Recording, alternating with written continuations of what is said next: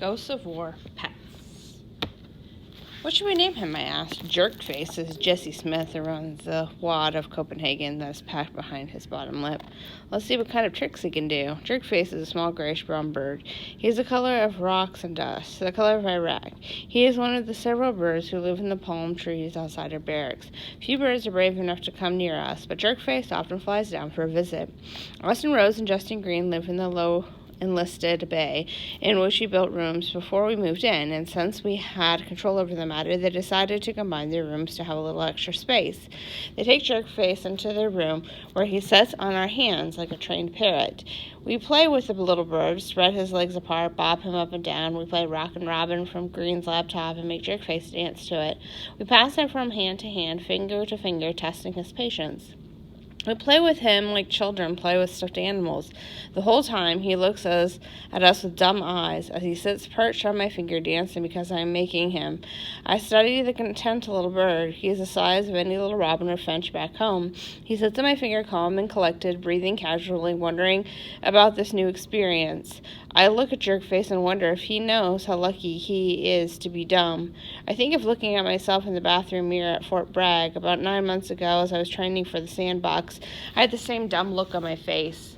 I looked around at my new environment and wondered what it was all about. I took it all in, darted my head from side to side, and pecked at my foot as some great unforeseen force took me by the legs and forced me to dance. Let's see what kind of tricks he can do.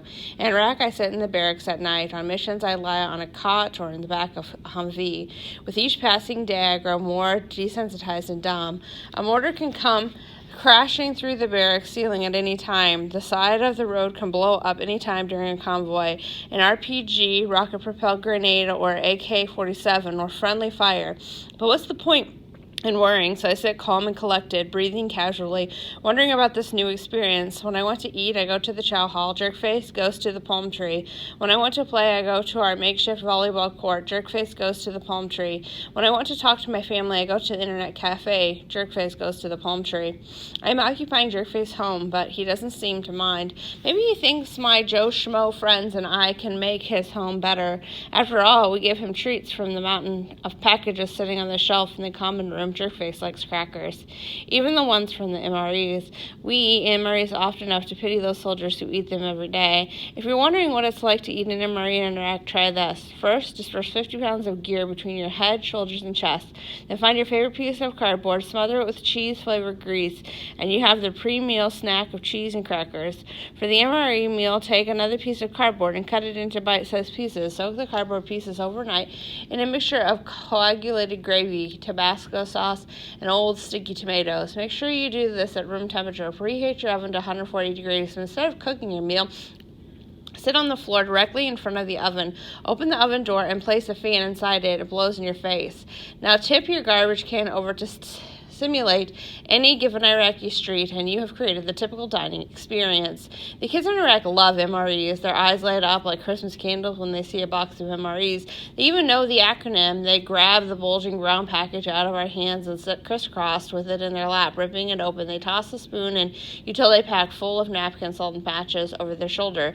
They always toss the spoon. They eat MREs with their hands, tearing into the entree first, exposing the brown sludge that is supposed to pass for beefsteak and mushrooms.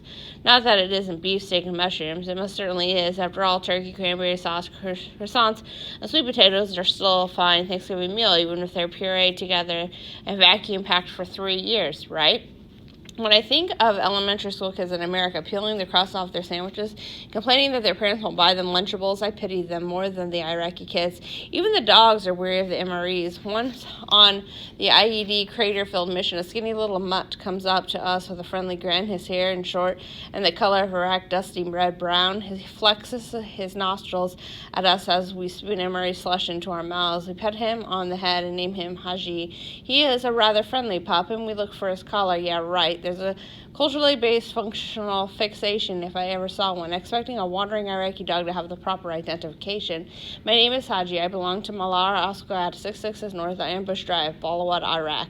Haji, the dog, looks like he hasn't eaten in weeks. He reminds me of those dogs that pick up on those animal cop shows, the ones that come from a 2015 chain link fence backyard where 12 mangy months live in their own feces.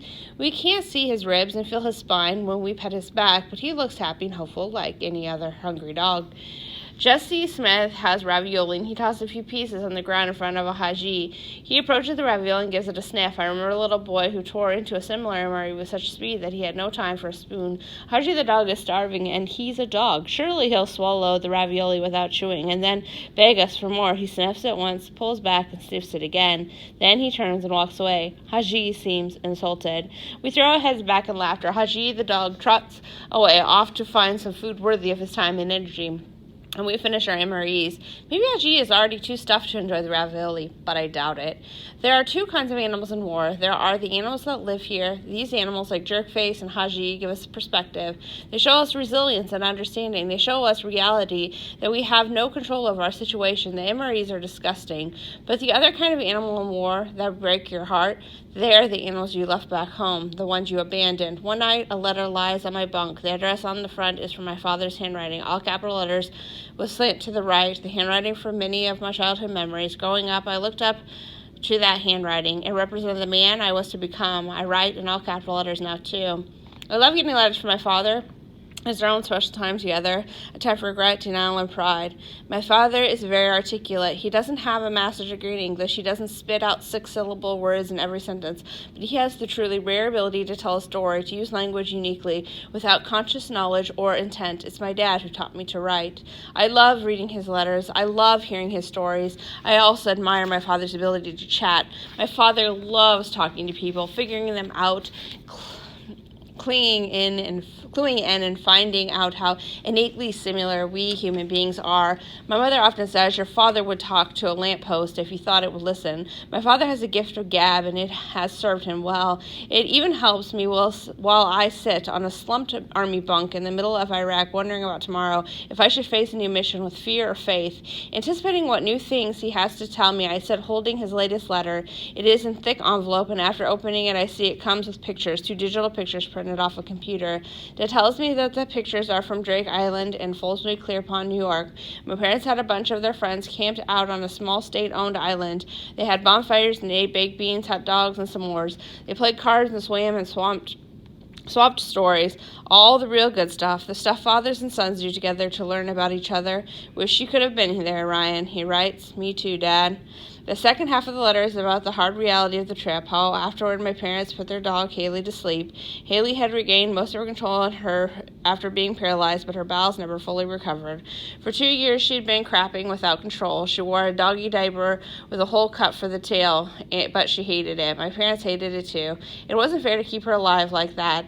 I look at the 2 pictures. One is of all the guys gathered around a hand-built table made of logs. The table is covered with liquor bottles. The men are smiling and bonding, think of EQ Platoon. The other picture is of Haley and Dad. Haley sleeps underneath a collapsible chair, the kind that litters the sidewalk during a 4th of July fireworks show. My father sits in the chair above her. His shirt is off and a beer's in his hand, the dad pose. He's wearing a bathing suit that is too high on his thighs, dad shorts, and a cowboy hat rests in his lap. We got to the boat launch, my dad writes. The boat launch is the only way to the island. I loaded the canoe with all my gear and tied Haley to the front seat. We headed into a 10-mile-an-hour wind. She did okay until she saw a loon 50 feet away. She wanted to play, but tie her down worked well. All Haley ever wanted to do was play, but back half working or not, she wanted to chase Dix, my sister and me, the cat, frisbees, or loons on a lake. On the land, she could hardly walk if she got too excited over food or playtime. Her back half collapsed, and she dragged it behind her like a collapsible chair from the 4th of July grand finale. In the water, though, where she'd always been a natural, Haley was her old self. The rules of gravity were suspended, and Haley pumped her back legs like she used to. She could play fetch again. She could run again. No weight on her legs. No pain. No puppy dog eyes shame because she crapped on the kitchen floor again. Haley's mouth always formed a natural smile when she panted. Her smile in the water was ear to ear. My father sits frozen in time in my hands. His best friend lies underneath his chair with her eyes closed and mouth in the dirt. Only my father knows it's her last outing. My father has complete control over Haley's life. He has to play God, but he hates having to do so. He decides that she's had a good life. Her grand finale Finale is the best it can possibly be. She swims just like she used to, plays like a puppy again, smiling from floppy ear to floppy ear. I guess that's one good thing about dying younger. You remember for your purity, vigor, and spontaneity. Dying young, you remember for your youth. Still, it doesn't make it fair. I took Haley to the vet in the morning. Haley loved the vet. She loved the smell of other dogs. She loved to be social. She would bark at the lamppost if she thought it would listen, and buried her soon thereafter. Something in the sentence reeks of regret. My father doesn't fully believe it was the best option. He hates having to play God. She sat with me in the front seat on the way home. Haley was never allowed in the front seat. She got too excited, too happy, and Dad yelled at her. I cried like a baby the whole way back. She is dead. My father's best friend is dead. I look at the picture again, Haley's grand finale. She looks happy and peaceful, collapsed there underneath the 4th of July chair. I put her in the grave with your Who's Your Doggy bandana still on her. Heather and I have given Haley the bright blue bandana. Haley loved it because we loved it. I thought of all the good times I had with Haley, all the times I chased her in the snow or in the lake, all the times I tackled her and then she stood up ready for more, all the times I slept next to her on the floor, all her panting smiles, the way she used to lie on the floor, take a deep breath and exhale deeply before her eyes closed. I know now that when she was put to sleep, Haley didn't take a final deep breath of air. She went to sleep out of her routine because she didn't really go to sleep at all. I laid her on her pad with all her stuffed animals around her. The image sticks in my head as if I were there, Dad tossing Haley's toys one by one into a shallow grave in the backyard, the squeaky bear with dried spit that caked in its hair together, the yellow duck out of which she used to eat the stuffing, the stuffed hot dog with red ketchup and yellow mustard fabric sticking out of the top, and Haley. She looked peaceful, wearing the faded blue bandana we loved, she loved. Her distinguished white snout and golden fur, no pain, no puppy dog eye shame. She was finally resting at peace. Then I added another headstone to our pet cemetery. Let's try and keep that a pet-only cemetery, Dad. Keep your head down over there, Ryan. I wish it was that simple. I miss you. I miss you too, Dad. I love you. I love you too, Dad. Slumped over my army bunk, I cry.